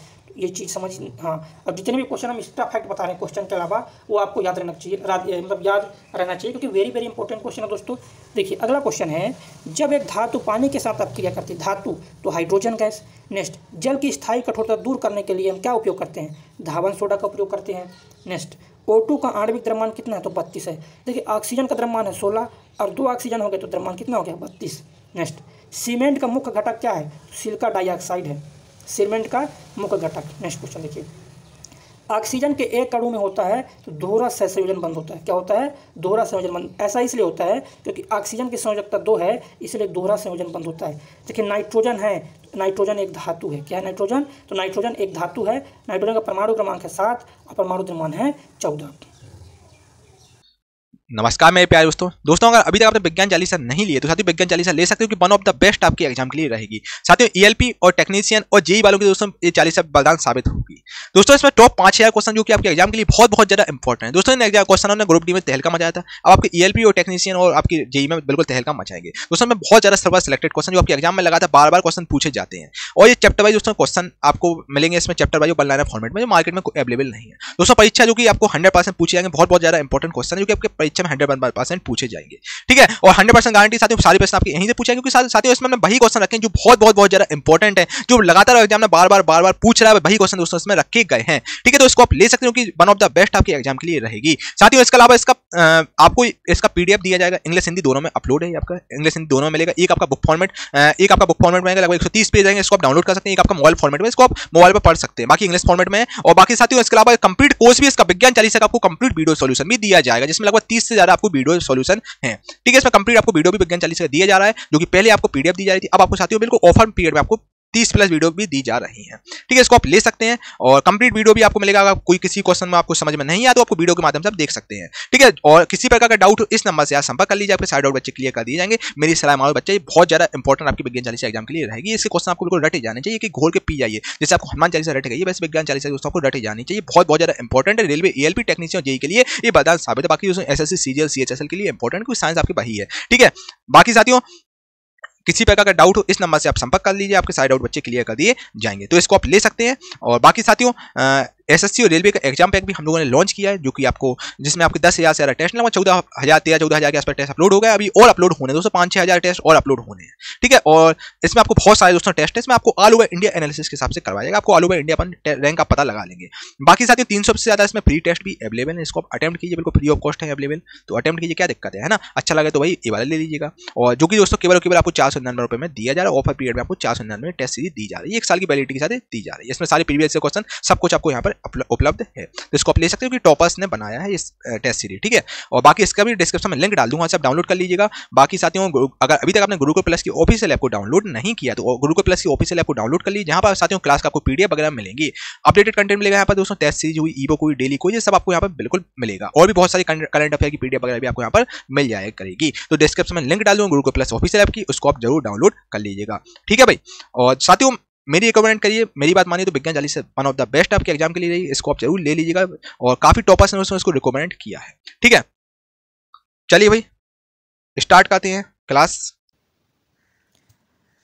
चलिए स्टार्ट करते हैं। बायोलॉजी के इंपॉर्टेंट क्वेश्चन देखिएगा। पहला क्वेश्चन क्या है, और सभी क्वेश्चन इंपॉर्टेंट है इसमें। विटामिन के का मुख्य कार्य क्या होता है? तो विटामिन के का मुख्य कार्य होता है खून के जमने से संबंधित होता है। क्या होता है? खून के जमने से संबंधित होता है विटामिन के। तो विटामिन के क्या होता है? खून से, हाँ, खून के जमने से संबंधित होता है विटामिन के। विटामिन डी की सबसे ज़्यादा किस तेल में होता है? विटामिन डी, हाँ, विटामिन डी जो है सबसे ज़्यादा किस तेल में होता है? तो मछली के तेल में सबसे ज़्यादा विटामिन डी होता है। क्या होता है? मछली के तेल में। अगला, मछली के लीवर आयरन में क्या है? मछली के लीवर आयरन में प्रचुर मात्रा में होती है। मतलब मछली के तेल में सबसे ज़्यादा क्या होती है? तो विटामिन ए और विटामिन डी। क्या क्या होती है? विटामिन ए होती है और विटामिन डी पाया जाता है। अगला देखिएगा, रक्त के थक्का बनाने में महत्वपूर्ण भूमिका क्या है? विटामिन B12 का है।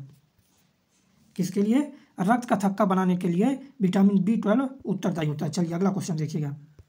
ये वह विटामिन जिसमें कोबाल्ट नामक खनिज पाता है, B12 है। कोबाल्ट किस में पाया जाता है? B12 में पाया जाता है कोबाल्ट। देखिए कोबाल्ट पाया जाता है, इसलिए क्या बोलते हैं? कोबालामिन। किसको कहा जाता है? विटामिन B12 को। किसको बोलते हैं? विटामिन B12 को बोलते हैं कोबालामिन। पीटी के उपयोग से रोकथाम क्या है? तो ये पीटी नहीं दोस्तों, डीबीटी है ना। तो डिप्थीरिया है। अगला क्वेश्चन देखिएगा, वे आवृत्त बीज पौधे जिनके बीजों में 2 बीज पत्र होते हैं, क्या होते हैं? 2 बीज पत्र होते हैं, उसको बोलते हैं द्विबीजपत्री। क्या बोलते हैं? द्विबीजपत्री बोलते हैं। और जितने भी साथी अभी हमारे चैनल को सब्सक्राइब नहीं किए हैं, चैनल को सब्सक्राइब कर लें, ताकि आपको क्लास का नोटिफिकेशन जो है समय समय पर मिलता रहे। चलिए अगला क्वेश्चन देखिएगा, आवृत्त बीजी पौधों की पत्तियों में कितने प्रकार की शिरा रचना होती है? तो 2 प्रकार की। कितनी प्रकार की? 2 प्रकार की शिरा रचना होती है। द्विबीजपत्री पौधा है शकरकंद का बेल। कौन सा? शकरकंद का जो बेल होता है द्विबीजपत्री पौधा होता है। नेक्स्ट, एक बीजपत्री, क्या? एक बीजपत्री पौधा जो है वो आपका लहसुन है। खाना बनाने हेतु स्वाद हेतु प्रयोग किया जाने वाला है भूमिगत तना है। क्या है? भूमिगत। देखिए आलू के पौधे का जो खाने वाला भाग होता है उसको हम बोलते हैं तना वाला भाग। आलू का कौन सा भाग खाते हैं? तना वाला भाग खाते हैं आलू का। देखिए एक लिंगी पुष्प में कौन आता है? पपीता। और पपीता में सबसे ज़्यादा क्या पाया जाता है? पपीता में सबसे ज़्यादा पाया जाता है जो आपका विटामिन ए पाया जाता है। देखिए उभयलिंगी फूल में कौन आता है? सरसों का। सरसों जो है उभयलिंगी फूल में आता है। फूल का नर प्रजनन भाग पुंकेश्वर है।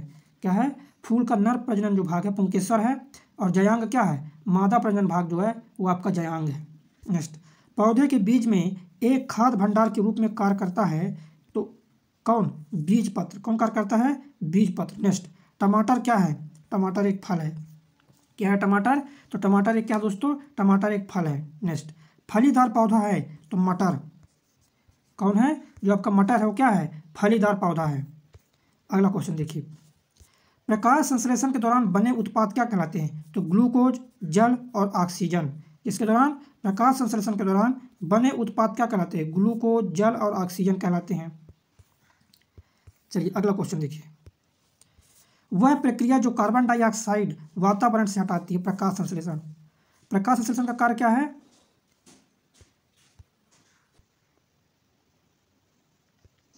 तो इसका राइट आंसर हो जाएगा प्रकाश संश्लेषण। ऑक्सीजन वायु में मुक्त होगी। क्या? ऑक्सीजन जो है वायु मुक्त होगी प्रकाश संश्लेषण में। अगला देखिए, प्रकाश संश्लेषण की क्रिया में जारी होने वाला जो ऑक्सीजन है वो कहाँ से आता है? पानी से। कहाँ से आता है? पानी से। प्रकाश संश्लेषण का वही स्तर जिस पर ग्लूकोज का निर्माण होता है तो वो है कैल्विन साइकिल। किसमें होता है? कैल्विन साइकिल में। Calvin cycle. अगला क्वेश्चन, जानवरों में पाया जाने वाला हार्मोन नहीं है। कौन सा? ऑक्सिन। कौन सा? ऑक्सिन जो है जानवरों में पाया जाने वाला हार्मोन नहीं है। तो ऑक्सिन किसमें पाया जाता है? ऑक्सिन पाया जाता है पौधों में। ऑक्सिन किसमें पाया जाता है? तो ऑक्सिन आपका पाया जाता है पौधों में। अगला देखिएगा, कोशिका विभाजन से संबंधित है क्या? साइटोकाइनिन। कौन सा? साइटोकाइनिन जो है कोशिका विभाजन से संबंधित है। नेक्स्ट, जिएटिन का उत्पादन जड़ों में होता है और इसे जाइलम में टहनी तक पहुंचाया जाता है, जहां यह बढ़ावा देता है। किसको बढ़ावा देता है? कोशिका विभाजन को। किसको बढ़ावा देता है? ये कोशिका विभाजन को ये क्या करता है? बढ़ावा देता है। नेक्स्ट, रंध्रों के बाद होने वाले और पत्तियों के गिरने में मदद करता है कौन? एफसीसी कम्ल। क्या करता है? गिरने में मदद करता है, पत्तियों के गिरने में। पादप हार्मोन की वृद्धि को कौन रोकता है? एफसीसी कम्ल जो होता है पादप हार्मोन की वृद्धि को रोकता है। पौधों में कोशिका विभाजन में सहायक है तो साइटोकाइनिन। किसमें? पौधों में कोशिका विभाजन में जो सहायक है वो आपका है साइटोकाइनिन। पौधों में स्रावित होने वाला वह हार्मोन जिसके कारण उसका तना जो है सूरज की किसकी कहाँ पर? सूरज की रोशनी की ओर झुकता है, उसको बोलते हैं ऑक्सिन। पादप हार्मोन एड्रेनिल। पादप हार्मोन नहीं है तो एड्रेनिल जो है पादप हार्मोन नहीं है। क्या है ये? जंतु हार्मोन है। एड्रेनिल क्या है? जंतु हार्मोन है। ऑप्थेल्मोलॉजिस्ट आँख के लिए उपचार है। किसके लिए है? आँख में होने वाला जो रोग है। देखिए खसरा बीमारी है, विषाणु जनित है। खसरा जो रोग होता है ना ये वायरस के कारण। किसके कारण होता है रोग? खसरा किसके कारण रोग होता है? वायरस के कारण। सामान्यतः चूहा पिस्सू संक्रमित होता है, प्लेग। चूहा से क्या संक्रमण फैलता है? प्लेग से। चूहा से क्या होता है? प्लेग होता है चूहा से। पश्चिम अफ्रीका में सीमित एक विषाणु रोग है एबोला। कौन सा है? एबोला है पश्चिम अफ्रीका में।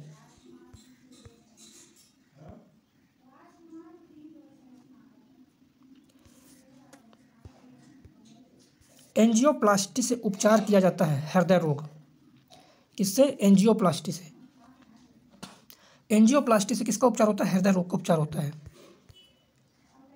नेक्स्ट, मिठाइयों पर बैठी मक्खियों को दूर भगाकर एक लड़की मिठाई को खा लेती है, इस वजह से वो शिकार हो जाएगी हैजा रोग का। क्योंकि जो मक्खियाँ होती है, जो धूल कण होते हैं, उससे होता है हैजा रोग। मलेरिया परजीवी का प्राथमिक परपोषी क्या है? मादा एनाफिलीज है। क्या है? मादा एनाफिलीज मलेरिया परजीवी का प्राथमिक परपोषी है।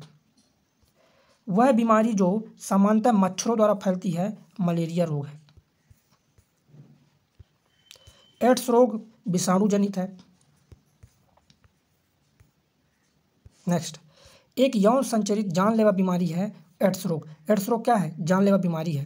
देखिए यकृत से संबंधित रोग है तो पीलिया, जो पीलिया रोग होता है वो यकृत को प्रभावित करता है, पीलिया रोग।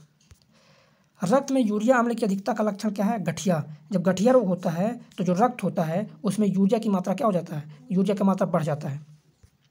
गठिया एक बीमारी है जो प्रभावित करता है किसको? जोड़, जो हड्डी के जोड़ होते हैं ना उसको प्रभावित करता है कौन? गठिया रोग। तो गठिया रोग किसको प्रभावित करता है? हड्डी के जोड़ होते हैं उसको प्रभावित करता है। नेक्स्ट,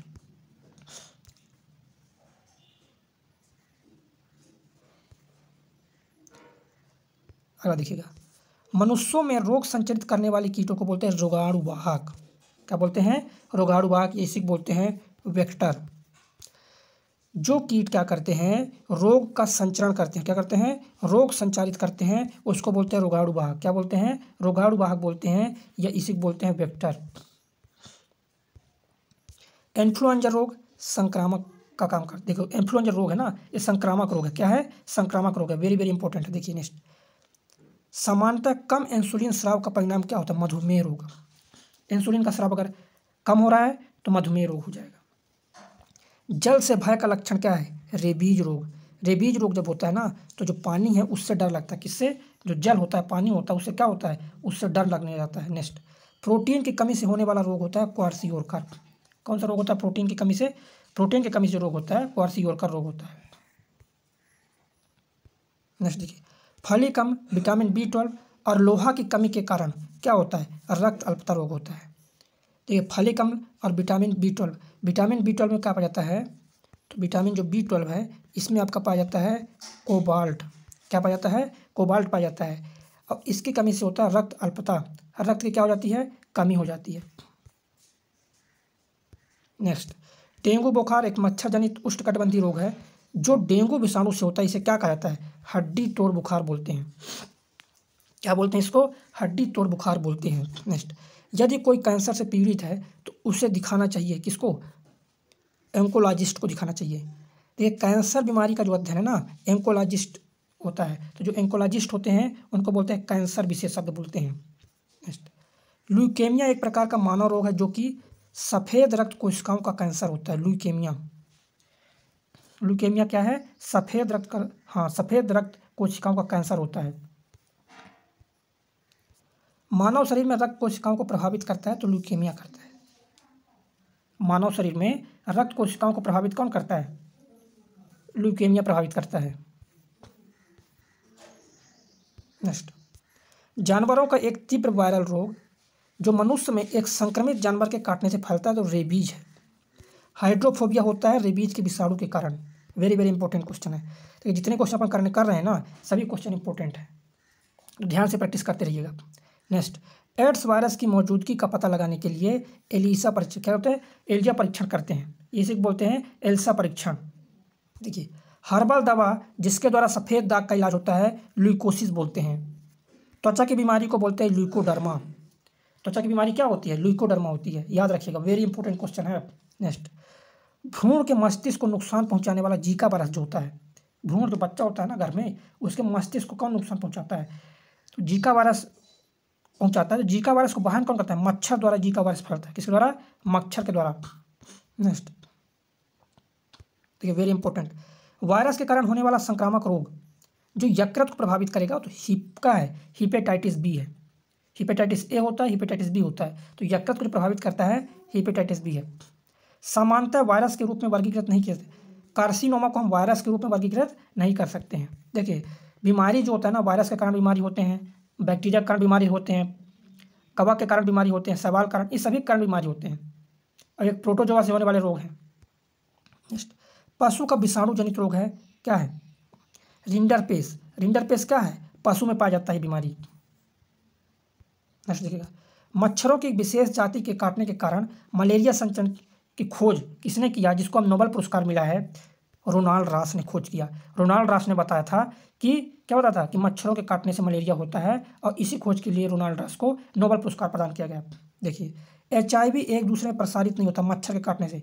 मच्छर के काटने से HIV नहीं होता। देखो एक ही सुई को बार बार लोगों में लगाओगे तो इससे HIV फैलता है। एक ही कैंची से कई सारों का बाल काटते हैं, है ना, इससे भी HIV होता है। तो HIV फैले कि ये होते हैं। ब्लड को अगर एक ही ब्लड को हम एक दूसरे को अगर करते हैं या एक व्यक्ति दूसरे व्यक्ति में ब्लड अपन देते हैं तो इससे HIV हो जाता है। कंटेंट लेंस सामान्यतः किससे बनते हैं? हाइड्रोजेल से बनते हैं। किससे बनते हैं? हाइड्रोजेल से बनते हैं। नेक्स्ट क्वेश्चन, शरीर में कैल्शियम की ज़्यादा मात्रा का कारण बनती है कैल्शियम ऑक्जेलेट। कुष्ठ रोग का जो अन्य नाम होता है ना, हैंसेन रोग बोलते हैं कुष्ठ रोग को। और कुष्ठ रोग दिवस कब मनाया जाता है? कुष्ठ रोग निवारण दिवस मनाते हैं कब? 30 जनवरी को मनाते हैं। रक्त अल्पता की स्थिति RBC की कमी को बोलते हैं।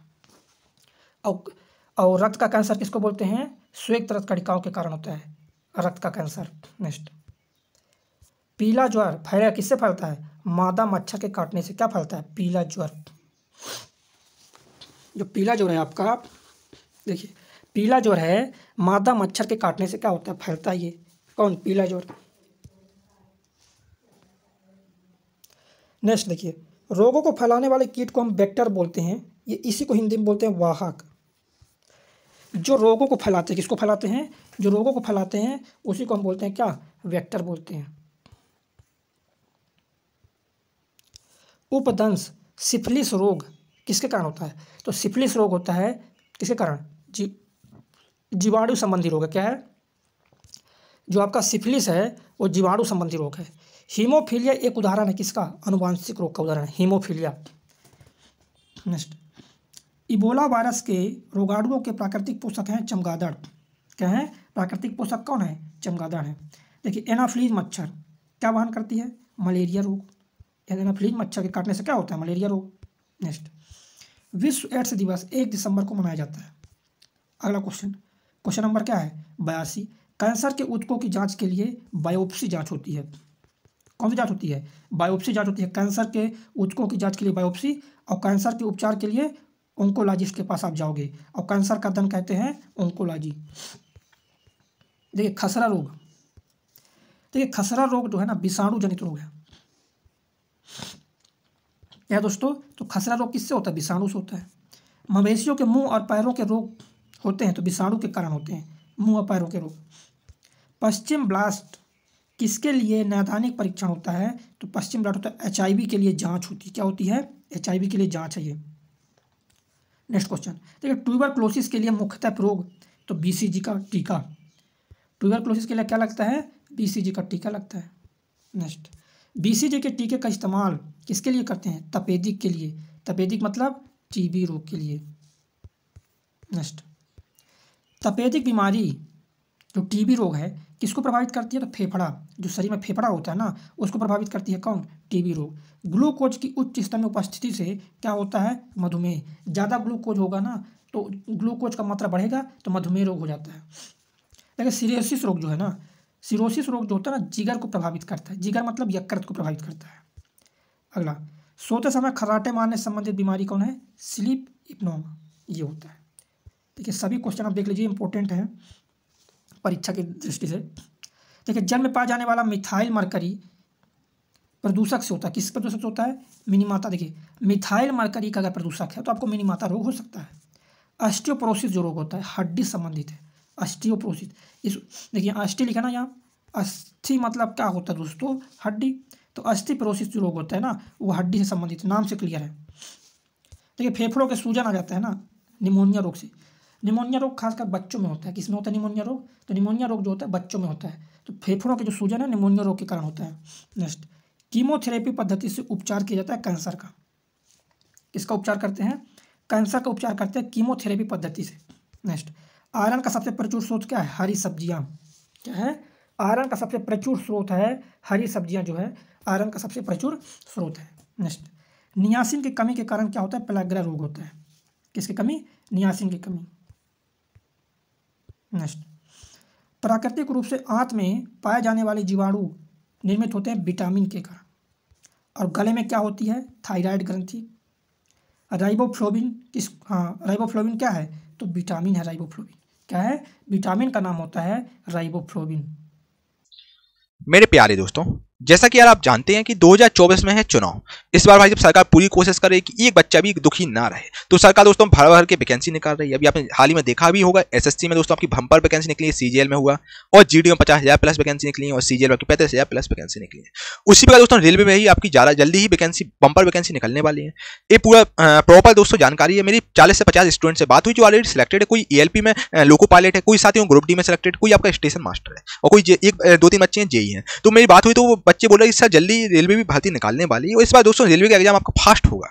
जैसे ही दोस्तों नोटिफिकेशन निकले, जैसे एसएससी में होता है नोटिफिकेशन निकलता है और 3 महीने बाद एग्जाम हो जाता है ना। उसी पर दोस्तों रेलवे में ही ऐसा ही होगा, क्योंकि दोस्तों रेलवे की बहुत ज्यादा किरकिरी ग्रुप डी के चक्कर में हुई, एनटीपीसी के चक्कर में किरकिरी हुई। अब दोस्तों रेलवे नहीं चाह रही है कि भाई साहब अब हमारी दोबारा किरकिरी हो, क्योंकि 2024 में चुनाव है।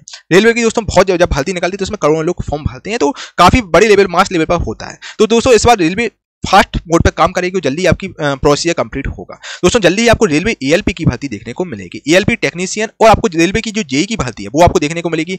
और दोस्तों ये आपको बम्पर वैकेंसी देखने को मिलेगी, 50 से 1 लाख के बीच आपको भर्ती देखने को मिलेगी, क्योंकि दोस्तों 2018 से लेकर अभी तक आपका एग्जाम नहीं हुआ, 5 साल तक एग्जाम नहीं हुआ, तो आपको बढ़िया देखने को वैकेंसी मिलेगी। और बिल्कुल आप तैयार हो जाओ भाई। आप दोस्तों बिहार तरफ जाएंगे तो बच्चा बिल्कुल तैयार रेडी हो गया है।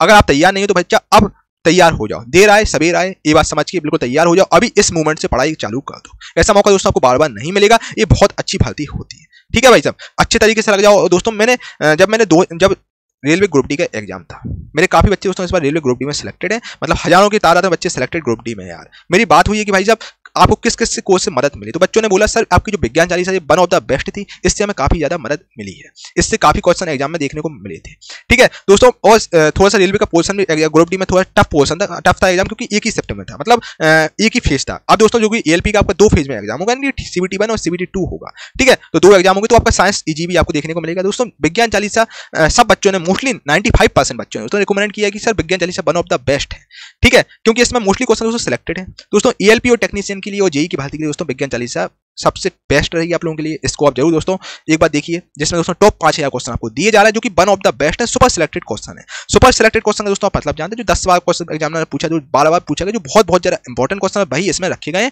और साथ ही इसकी खास बात है, ये बच्चों का बोलना था कि सर इसमें हमें प्रॉफिट क्या हुआ है, इसमें क्वेश्चन वन लाइनर फॉर्मेट में मिले हैं। साथ ही उसमें वन लाइनर फॉर्मेट में हम लोगों ने इसीलिए रखे थे ताकि आपको हमेशा चीजें याद है, वन लाइनर में चीजें हमें याद करने में आसानी होती है। और यहाँ पर साथियों सिस्टमैटिकली रूप में आपको क्वेश्चन दिए जा रहे हैं, ठीक है, जो कि आपकी परीक्षा में 100% पूछे जाएंगे यार, है ना। तो साथियों विज्ञान 40 वन ऑफ द बेस्ट आपकी एग्जाम के लिए रहेगी। आप ईएलपी की तैयारी कर रहे हैं, टेक्नीशियन, या फिर आप जेई की तैयारी कर रहे हैं। दोस्तों यहाँ पर साइंस का बहुत इंपॉर्टेंट रोल प्ले साइंस करता है। दोस्तों आपका ईएलपी की अगर बात करें, ईएलपी में 20 क्वेश्चन साइंस के आते हैं, उसी पर दोस्तों अगर जेई की बात करें, जेई में आपके 30 क्वेश्चन साइंस से आते हैं, ठीक है। तो बच्चा साइंस बहुत इंपॉर्टेंट रोल प्ले करता है, तो आपको विज्ञान 40 के क्वेश्चन एक एक घोल के पीना है।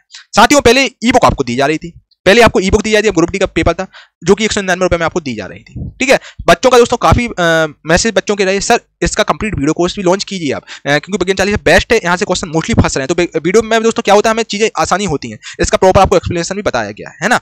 कोई भी क्वेश्चन आप फंस गए तो आपने वीडियो देख ली दोस्तों, उसके लिए हमने आपको उसी मूल्य में 30+ वीडियो का पूरा कोर्स भी आपको फ्री में प्रोवाइड करा दिया है, ठीक है। अब यानी कि दोस्तों आपको ई बुक के साथ साथ कंप्लीट वीडियो कोर्स भी देखने को मिलेगा, ठीक है, जो कि दोस्तों ऑफर पीरियड में आपको देखने को मिल रहा है, ठीक है। फिर इसका प्राइस हाइक हो जाए मे बी, ठीक है। तो साथियों इस विज्ञान 40 को ले सकते हो कि वन ऑफ द बेस्ट आपके एग्जाम के लिए रहेगी। साथियों इसको ई बुक को आप प्रिंट आउट जरूर निकलवाइए। मैंने इसमें दोस्तों बेसिकली हिंदी इंग्लिश दोनों में है, या आपकी इंग्लिश हिंदी दोनों में है, ठीक है। एक आपका दोस्तों बुक फॉर्मेट में आपको मिलेगा, जिसको प्रिंट आउट करवाइए। और दोस्तों रोज सुबह उठ के रोज सुबह अपना डिसिप्लिन दोस्तों चीजें कीजिए, आप डिसिप्लिन में आपका करें तभी आपको यार तरक्की मिलेगी। रोज सुबह 1 घंटे दोस्तों विज्ञान 40 क्वेश्चन जरूर रटो, है ना। साइंस के दोस्तों क्यों आपको याद नहीं होता, साइंस दोस्तों आप एक क्वेश्चन रट लो यार, फिर साला कहाँ ही क्वेश्चन बाहर जाएगा। आपको 5-6 क्वेश्चन ही तो करने हैं यार, 5-6 क्वेश्चन ही रटने में दिक्कत हो रही है आपको, तो हो गई यार भाई बात।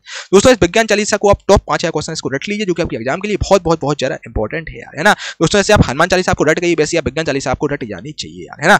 और दोस्तों किसी प्रकार की डाउट हो, इस नंबर से, हमारा व्हाट्सएप नंबर है, यहाँ पर आप डाउट सारे क्लियर कर सकते हैं, आपके सारे डाउट क्लियर कर दिए जाएंगे। बाकी दोस्तों 100% गारंटी है सारे प्रश्न आ रहे हैं आपके सीधे यहीं से आएंगे, क्योंकि यहाँ पर मोस्ट सिलेक्टेड यार क्वेश्चन इसमें रखे गए हैं, है ना। और ई बुक के साथ साथ साथियों आपको इसमें ई बुक तो दी ही जा रही है 199 रुपए में, और साथ ही आपको कंप्लीट कोर्स भी दिया जाए, जो कि ऑफर पीरियड में आपको दिया जा रहा है, जिसको आप ले सकते हैं, जो कि ऑफर कुछ ही समय के लिए उपलब्ध है, फिर आपको शायद कोर्स ना मिले दोस्तों देखने को, है ना। तो दोस्तों बाकी मैं डिस्क्रिप्शन में लिंक डाल दूं गुरुकुल प्लस ऑफिशियल ऐप का। गुरुकुल प्लस ऑफिशियल ऐप है जहां पर आपको विज्ञान 40 कंप्लीट मिलेगी, कंप्लीट ई बुक और कंप्लीट कोर्स आपको देखने को मिलेगा, ठीक है। तो चलिए भाई